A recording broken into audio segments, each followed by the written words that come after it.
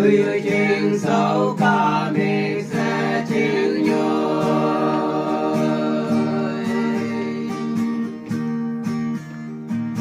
nhoi nhoi chịu đi bạc hết ta xem mà vậy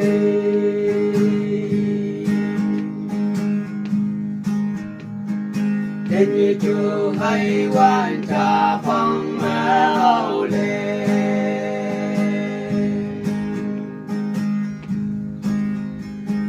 hăng xin si mai giàu mà vui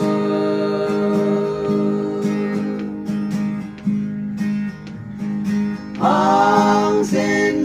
chú mai lâm cao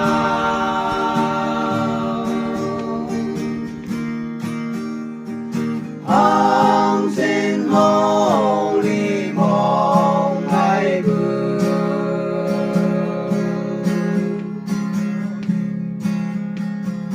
tôi nhớ áo lên mơ như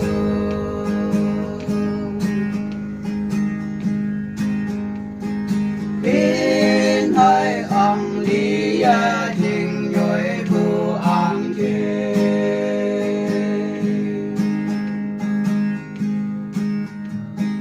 quang lý ông trên của nhà cả đô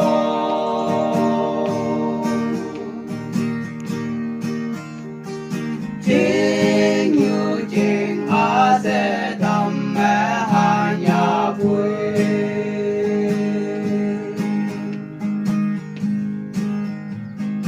mong mày âu lên ngô như mà chấm hạ ô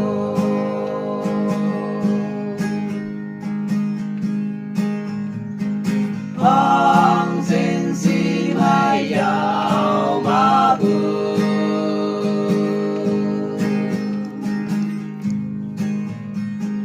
hăng xin chiều mai lâm cao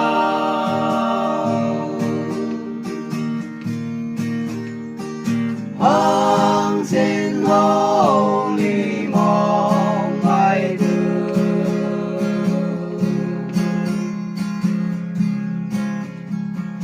tôi nhớ áo lên ngõ như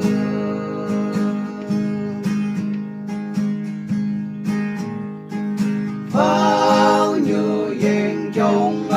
vui em lan trên nhớ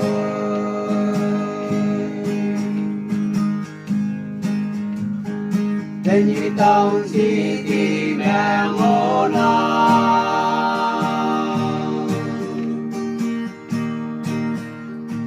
lên như sàn hạ mẹ trên rồi là phải lo